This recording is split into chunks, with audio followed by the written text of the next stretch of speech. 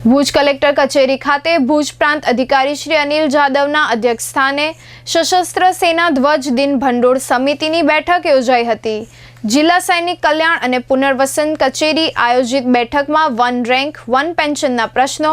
શહીદ સૈનિકોની વિધવા પત્નીઓના પેન્શન સંલગ્ન પ્રશ્નો, ગેસ્ટ હાઉસની સુવિધા, આરોગ્ય સેવા વિષયક સહિતના પ્રશ્નોની રજૂઆત સાથે તેના ઉકેલ માટે સમિતિના સભ્યો દ્વારા હકારાત્મક ચર્ચા વિચારણા કરાઈ હતી। જિલ્લા સૈનિક કલ્યાણના બોર્ડના ઉપપ્રમુખ શ્રી બ્રિગેડિયર રણબીરસિંઘે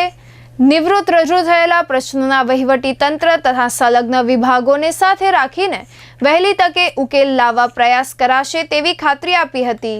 ત્રિમાસિક બેઠકમાં મદદનીશ જિલ્લા સૈનિક કલ્યાણ અને પુનર્વસન અધિકારી શ્રી હિરેન લિંબાચિયાએ ગેસ્ટ હાઉસ માટે જમીનની માંગણીની પ્રક્રિયા તથા આરોગ્ય સુવિધા વિષયક હકારાત્મક પગલાં અંગે જાણકારી સાથે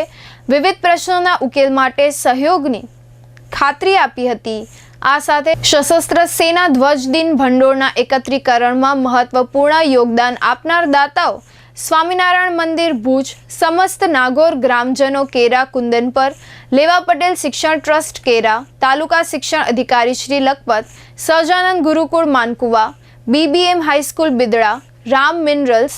મોર્સ્કી casting private limited, concrete build private limited, IFFCO Kandla, Prafulbhai Chauhan, Raghavendra Kumar, Shivan Kumar, Mandvi પાલિકા, PGVCL વર્તુળ ભુજ, પૂર્વ પોલીસ અધિક્ષક ગાંધીધામ, નાયબ નિયામક શ્રી ઔદ્યોગિક સલામતી અને સ્વાસ્થ્યની કચેરીનું ખાસ સન્માન કરવામાં આવ્યું હતું।